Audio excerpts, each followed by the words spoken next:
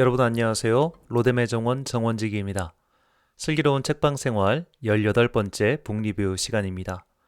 오늘은 월터 브루그만의 강연집인 진리가 권력에 말하다를 리뷰하려고 합니다.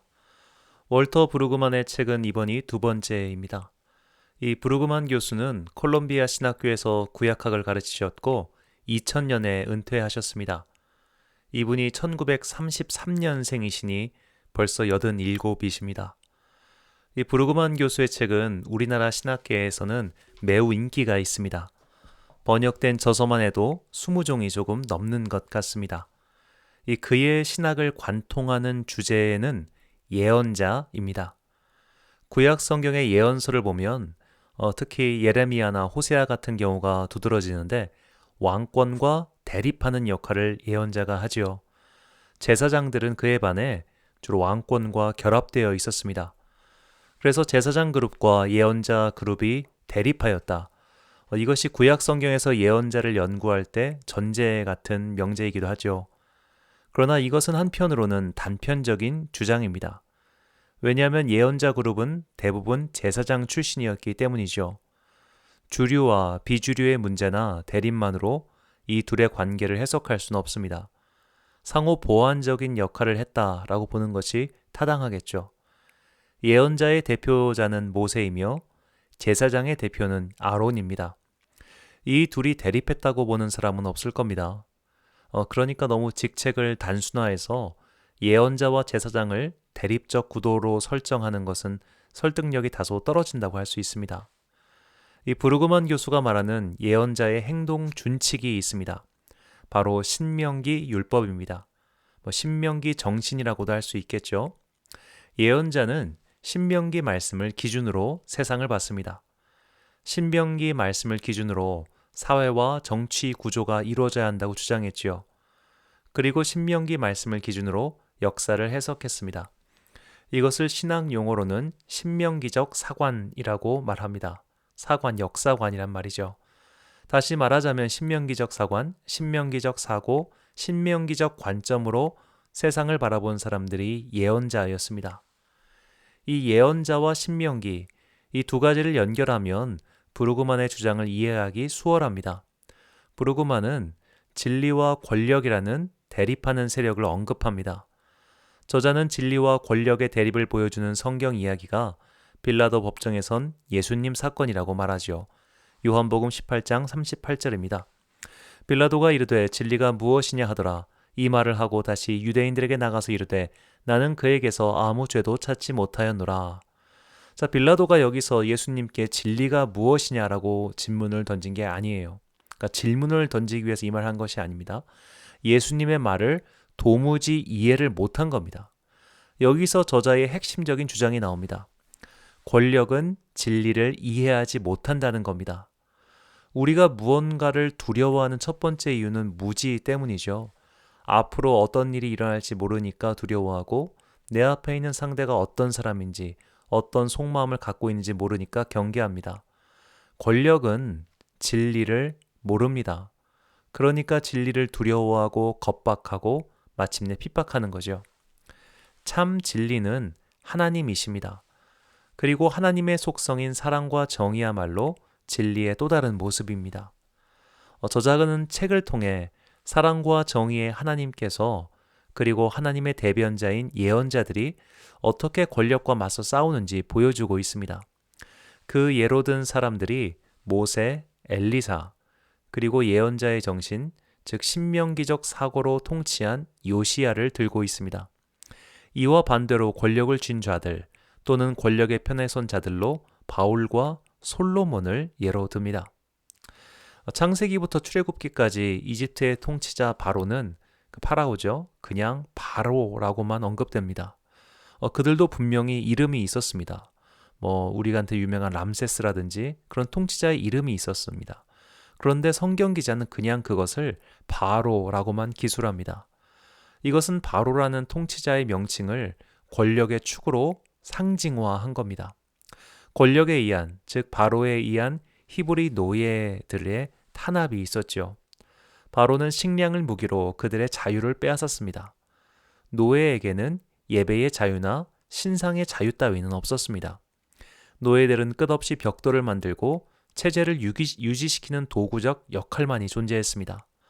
이때 하나님께서는 모세를 통해서 진리를 통해 권력을 타파하십니다. 여기서 진리의 하나님의 모습이 확실히 드러나지요.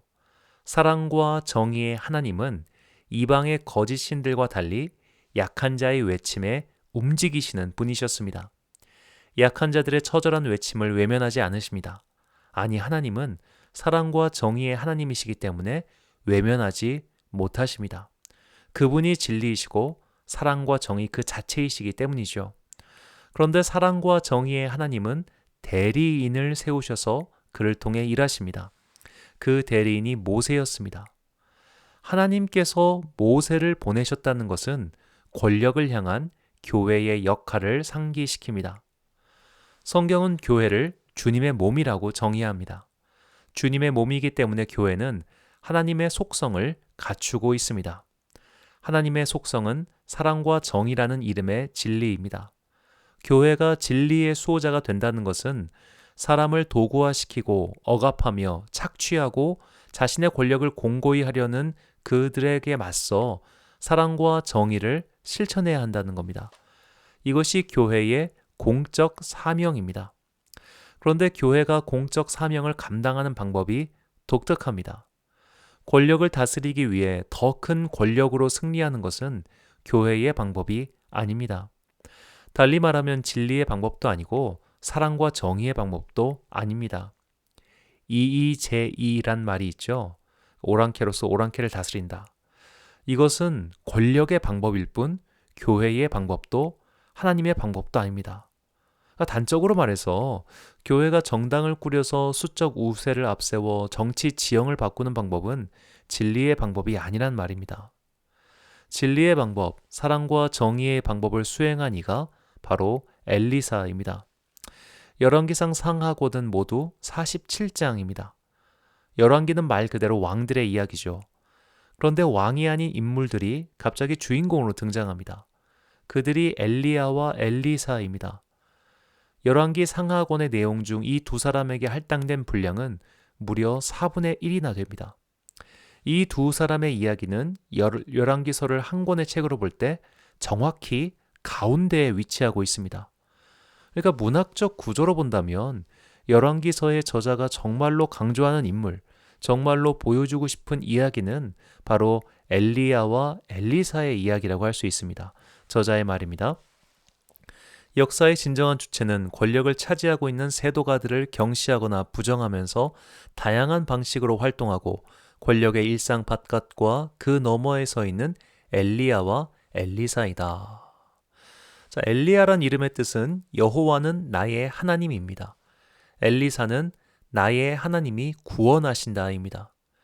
엘리야는 분명히 아합 왕을 대적합니다. 그런데 엘리사는 대적하는 왕의 이름이 구체적으로 언급되지 않습니다. 물론 시기적으로 유추할 수 있습니다만 열왕기서의 저자는 의도적으로 왕의 이름을 언급하지 않습니다.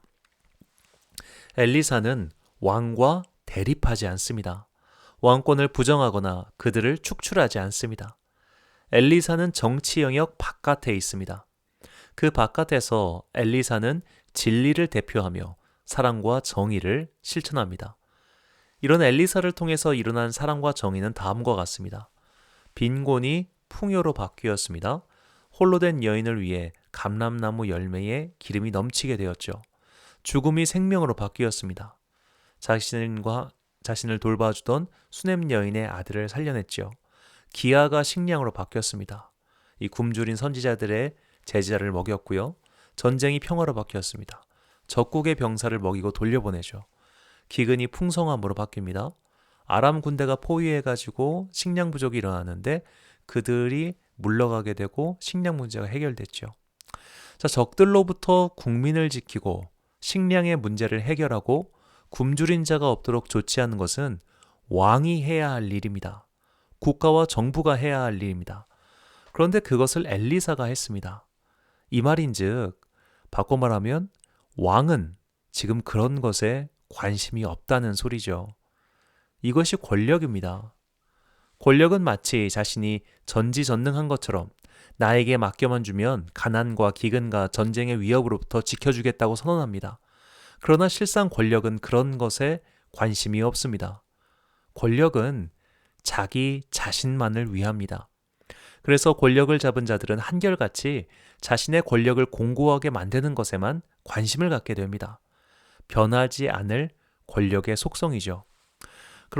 그러나 사랑과 정의란 이름을 가진 진리는 다릅니다. 사랑과 정의를 실천하는 진리의 대리인들은 오늘도 손을 펴서 가난하고 힘없는 자들을 도와줍니다. 그들은 권력의 중추로 들어가 권력을 바꾸려 하지 않습니다. 오늘 이곳에서 내가 만나는 그 사람들을 지켜주고 돌봐줄 뿐입니다. 이런 진리의 대리인들이 곳곳에서 일어날 때 마침내 신명기의 말씀이 성취됩니다. 신명기 15장 4절입니다. 내가 만일 내 하나님 여호와의 말씀만 듣고 내가 오늘 내게 내리는 그 명령을 다 지켜 행하면 내 하나님 여호와께서 내게 기업으로 주신 땅에서 내가 반드시 복을 받으리니 너희 중에 가난한 자가 없으리라. 아멘. 자, 그렇다면 여호와의 말씀, 이 하나님의 명령은 무엇일까요? 너무나 중요한 말씀인 신명기 15장 11절입니다. 땅에는 언제든지 가난한 자가 그치지 아니하겠으므로 내가 내게 명령하여 이르노니 너는 반드시 내 땅 안에 있는 내 형제 중 곤란한 자와 궁핍한 자에게 내 손을 펼지니라. 아멘. 자, 마치 메비우스의 띠처럼 안이 바뀌고 밖이 아닌 것 같은 말씀이죠. 즉 이런 겁니다. 자, 가난은 항상 있다. 그러나 너희가 신명기 말씀에 따라 여호와의 말씀에 따라 높은 이자를 받지 않고 임금을 떼어 먹지 않고 채무를 면제해주고 가진 자가 없는 자에게 나눠준다면 너희 중에 가난은 사라질 것이다. 이런 말씀입니다. 너무나 당연하고 상식적인 말이죠. 더 가진 자가 더 없는 자에게 나눠준다면 당연히 가난은 사라질 겁니다. 자, 문제는 이런 마음이 안 생긴다는 겁니다. 있는 자는 더 가지려고 하며 더 공고하게 자신의 금고를 두텁게 만들려고 합니다. 이런 사람의 대표가 솔로몬입니다. 자, 브루그만의 성경 읽기의 핵심은 본문 이면의 메시지를 찾는 겁니다. 이것을 브루그만은 예언자적 상상력이라는 책에서 더욱 선명하게 밝히죠. 이 책은 나중에 기회가 닿으면 또 리뷰하도록 하겠습니다. 이 본문의 사건을 그냥 읽고 넘어가는 것이 아니라 상상력을 동원해서 현실 세계 속으로 갖고 들어와 사건을 생생하게 재구성하는 겁니다. 열왕기상 4장 22절에서 23절입니다. 솔로몬의 하루의 음식물은 가는 밀가루가 30고루요 굵은 밀가루가 60고루요 살진 소가 10마리요 초장의 소가 20마리요 양이 100마리이며 그 외에 수사슴과 노루와 암사슴과 살진 새들이었더라. 자, 밀가루의 양은 차치하고 하루에 소 30마리를 먹을 수 있는 사람은 세상에 없습니다. 이 많은 음식을 솔로몬이 혼자 다 먹었을 리가 없죠. 이 음식들은 솔로몬의 국에 속한 자들, 즉 신하들과 관료들까지 모든 사람들이 먹는 양이었던 겁니다. 자, 그렇다면 이 많은 식량은 어디에서 끌어모았을까요? 세금입니다. 솔로몬은 엄청나게 세금을 징수했습니다. 엄청나게 세금을 징수할 수 있었던 것은 국가의 재정 총량이 증가했기 때문입니다. 재정의 총량 증가는 병기 수출 때문이었습니다. 솔로몬은 페니키아와 이집트에 무기 중개상을 했습니다. 싼 값에 무기를 사서 이집트에 비싼 값으로 넘겼습니다.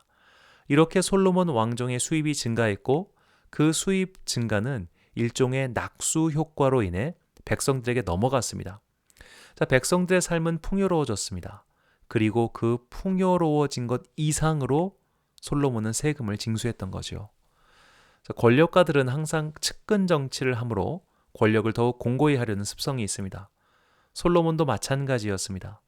솔로몬이 지방 행정관을 세우는데 그들 중 자신의 사위들이 있었습니다. 솔로몬은 역군, 일하는 사람들을 끌어모아 국가의 기간 산업을 했습니다. 열왕기상 5장 13절입니다. 이에 솔로몬 왕이 온 이스라엘 가운데서 역군을 불러일으키니 그 역군의 수가 3만 명이라. 여기서 역군이라고 번역한 히브리어는 마스입니다. 이 단어의 뜻은 괴롭다입니다. 이 단어가 지명이 된 곳이 있죠. 바로 출애굽기 17장 7절의 마사입니다. 그가 그곳 이름을 마사 또는 무리바라 불렀으니 이는 이스라엘 자손이 다투었으며 또는 그들이 여호와를 시험하여 이르기를 여호와께서 우리 중에 계신가 안 계신가 하였습니다. 자, 이 단어는 그냥 일하는 게 아니라 힘든 노동, 괴로운 일을 뜻합니다. 솔로몬 때에 뽑힌 사람들은 이집트 시절의 노예와 다름이 없었습니다. 그들은 괴로운 노동을 해야 했습니다. 그런데 왜 솔로몬 때의 백성들은 그의 아들 르호보암 때처럼 봉기하지 않았을까요? 국가가 폭발적인 경제 성장을 할 때는 힘든 일도 잠시 잊어버립니다. 우리나라도 엄청난 경제 성장을 할 때 노동자의 인권 등을 고려하지 않았잖아요. 자, 마지막으로 솔로몬은 혼인을 통해 국제 교역을 강화함으로 더 큰 부를 쌓았습니다. 그가 성욕이 남달라서 수많은 여인들을 궁으로 들인 게 아니었습니다. 자, 그의 정실 부인과 왕비가 이집트 공주였다면 후궁들은 이방 지역의 유력 인사들의 자녀이거나 또는 작은 이방 나라의 공주였습니다. 솔로몬은 혼인을 통해 외국과의 교역을 더욱 단단히 한 것이죠. 그러니까 나중에 북이스라엘의 아합 왕이 페니키아의 공주인 이세벨과 혼인하여 국력을 두텁게 한 것을 이미 솔로몬은 했던 겁니다. 자, 이것이 권력의 속성입니다. 나눔, 베품, 가난한 자를 돌보라는 하나님의 명령은 사라지고 자신을 위한 성곽을 더욱 공고히 쌓는 것이죠.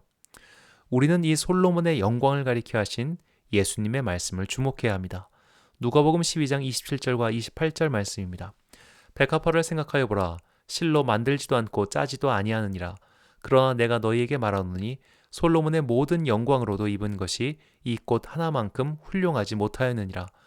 오늘 있다가 내일 아궁에 던져지는 들풀도 하나님이 이렇게 입히시거든 하물며 너희일까 보냐. 믿음이 작은 자들아. 자, 브루그만 교수는 이 믿음의 작은 자 중 하나가 솔로몬이었다고 설명합니다. 하나님의 사랑과 정의, 하나님의 진리를 믿지 않기 때문에 재물 쌓는 것에 급급한 사람 말이죠. 오늘날에도 많은 솔로몬들이 있습니다. 정치 권력 밖으로 내몰린 자들, 버림받은 자들에게 손을 펴는 것이 아니라 자신만을 위한 삶을 공고히 하려는 자들이 솔로몬 같은 믿음이 작은 자들입니다. 저자는 솔로몬과 반대되는 자신만을 위한 삶이 아닌 하나님을 위한 삶, 신명기 말씀을 실천하는 삶을 살았던 왕을 소개합니다. 그가 요시야 왕입니다. 요시야 왕의 업적은 그의 나이 26살, 그가 나라를 다스린 지 18년째 되는 해에 일어납니다. 그것은 너무나 우연적이었고 또 급작스러웠습니다. 열왕기하 22장 8절부터 11절입니다. 대제사장 힐기야가 서기관 사반에게 이르되 내가 여호와의 성전에서 율법책을 발견하였노라 하고 힐기야가 그 책을 사반에게 주니 사반이 읽으니라.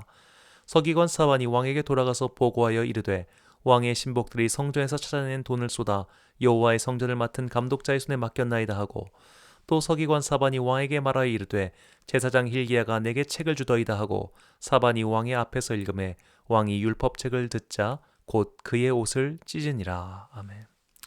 자, 성전을 수리하다가 여호와의 율법책을 발견합니다.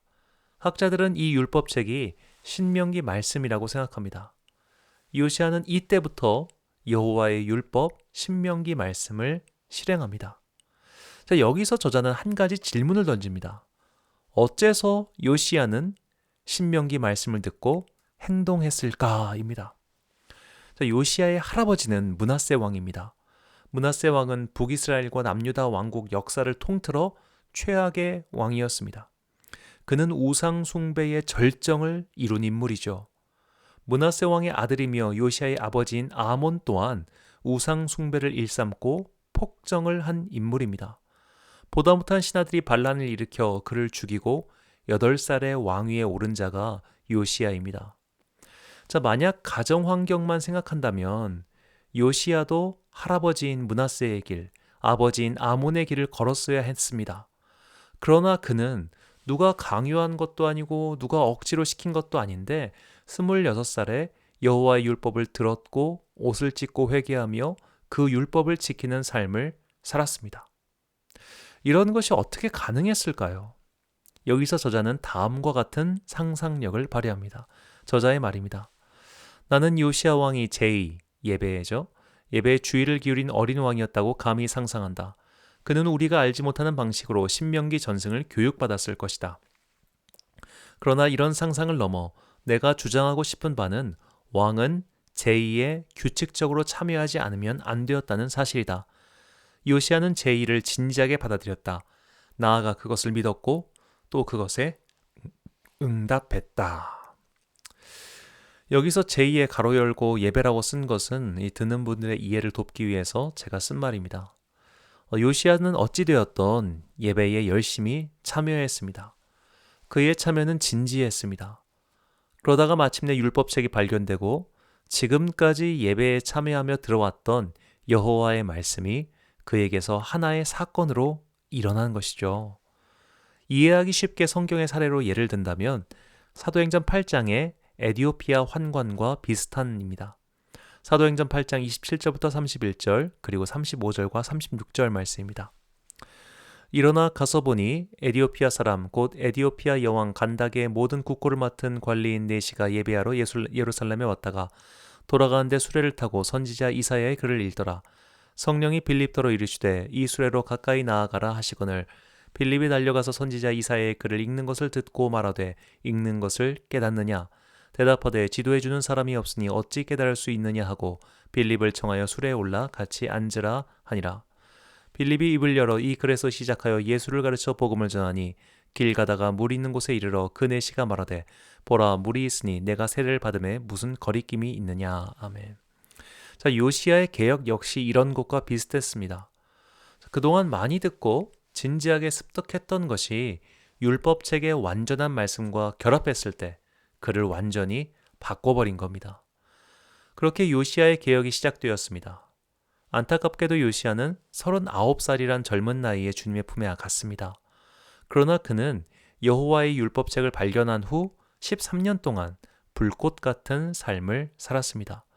요시야에 대한 성경의 평가는 참으로 놀랍습니다. 열왕기하 23장 25절입니다. 요시야와 같이 마음을 다하며 뜻을 다하며 힘을 다하여 모세의 모든 율법을 따라 여호와께로 돌이킨 왕은 요시야 전에도 없었고 후에도 그와 같은 자가 없었더라. 즉 요시야는 진리의 하나님, 사랑과 정의의 하나님의 눈으로 볼 때 가장 훌륭한 왕이요 사람이었다는 뜻입니다. 저자는 오늘날 성도들에게 두 가지 삶의 방식을 제안합니다. 첫째는 엘리사의 방법입니다.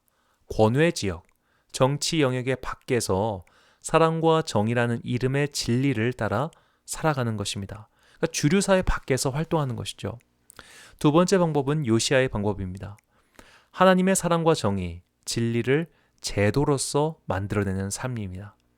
이런 구체적인 예를 든다면 영국의 정치가인 윌리엄 윌버포스를 들 수 있습니다.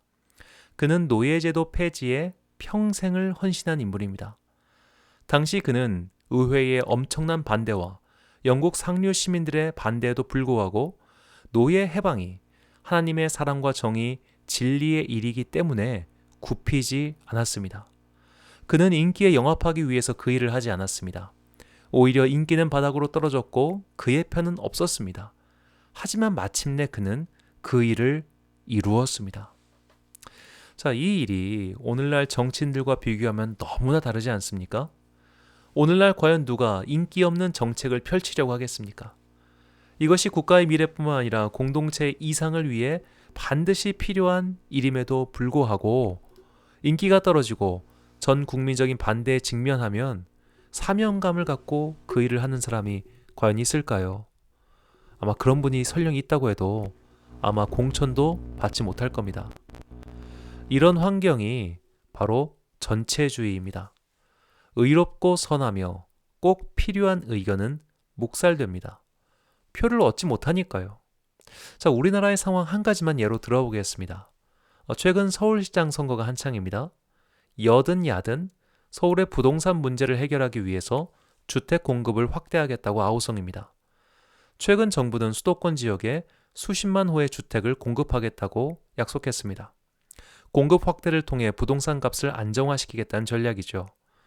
정말 속상한 것은 그 누구도 우리나라의 인구 불균형 문제를 언급하지 않습니다. 올해 대한민국의 인구는 데스크로스, 출산자보다 사망자가 더 많아졌습니다. 지방은 붕괴하고 있는데 수도권의 밀집도를 올리려고 합니다. 대한민국 인구의 절반 가까이가 수도권에 밀집해 살고 있고 그들이 살 집값을 안정화시키지 않으면 표를 얻지 못하니 공급 확대만을 이야기합니다. 자, 이런 상황에서 국가의 장기적 관점으로 볼 때 수도권 집중화 현상을 해결해야지 서울 지역에 더 이상 주택 공급을 확대하는 것은 안 된다라고 말하는 정치인을 한 명이라도 보셨습니까? 한심함을 넘어 개탄스러울 지경입니다. 자, 이런 것이 전체주의입니다. 자신들의 권력을 공고히 하기 위해선 미래 따위는 상관없이 당장 오늘의 일만 계획합니다. 이에 반대하는 내부 목소리는 묵살당합니다. 그리고 자신들을 지지하는 사람들의 입맛만 충족시키는 정책을 난발합니다. 저자는 전체주의의 8가지 죄를 다음과 같이 기술합니다. 환경통제, 모든 소통의 통제, 신비적 조작, 궁극적 권위를 강조. 그러니까 정치 지도자가 마치 종교 지도자처럼 숭배를 받는 것이죠. 순수성의 요구, 나만 착합니다. 우리가 절대적 선입니다. 고백의 숭배화, 지도자의 말을 숭배합니다. 거룩한 학문, 지도자의 말을 교리처럼 받아들이죠. 문자화, 그러니까 복잡한 사회의 문제들을 그냥 단순한 프로파간다 식으로 축약시켜버리는 겁니다. 교리 우선시, 주장을 절대화시켜서 다른 의견을 묵살합니다. 이분화, 우리 편과 상대편을 분리시키죠. 그러니까 정치에서 제일 중요한 게 적을 만드는 겁니다. 적을 만들면 내 편이 공고해지니까요. 이 8가지 항목은 이해하기 쉽도록 용어를 바꿨습니다. 이런 전체주의의 죄, 전체주의의 모습이 어디서 많이 본 것 같지 않습니까? 마치 우리나라의 여당과 야당을 보는 듯합니다. 서로 자기의 진영에 갇혀서 자기 쪽에게 이로운 말만 합니다. 컬트 종교 집단을 본 것 같습니다. 한쪽은 태극기를 든 종교 집단이고 한쪽은 촛불을 든 종교 집단 말이죠. 대화와 타협이라는 정치적 목표는 사라진 채 서로를 박멸시키기 위해 싸우는 자들 같습니다. 저자가 이 책의 바탕이 된 강연을 한 시기가 2013년입니다. 예언자는 시대의 본질을 꿰뚫는 눈이 있는 사람이죠. 이때는 버락 오바마 정권 때였습니다만 브루그만 교수는 전체주의의 태동을 이미 보고 있었던 것이죠. 전체주의는 자신의 권력을 공고히 하려는 일에만 몰두합니다. 저자는 전체주의에 대항하는 권력에 맞서는 진리의 길, 사랑과 정의의 길을 다음과 같이 정리합니다. 출애굽의 하나님처럼 압제받는 사람들의 부르짖음을 듣는 것, 권력의 공허함을 발견하는 것, 엘리사처럼 세상의 외곽에서 진리의 삶을 사는 것, 요시야처럼 율법의 진리를 공공의 영역에 적용시키는 것. 이 책의 총평입니다. 이 저자의 주장은 일목요연하고 알기 쉬운데 번역이 참 아쉽습니다. 일단 신학의 배경 지식이 없는 사람은 읽기도 어렵고 이해하기도 어렵습니다. 정치학의 용어와 신학의 용어가 뒤섞여 있는데 이 단어를 직역해버려서 더욱 이해하기 어려운 책이 되어버렸습니다.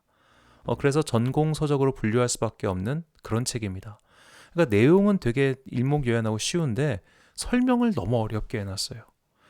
하지만 저자의 핵심 주장에는 누구나 동의할 수 있고 이해할 수 있습니다. 그리고 이해하기 위해서 먼저 결론을 읽고 책을 읽으면 한결 이해하기가 수월할 겁니다. 슬기로운 책방 생활 18번째 시간을 마칩니다. 시청해주신 여러분 감사합니다.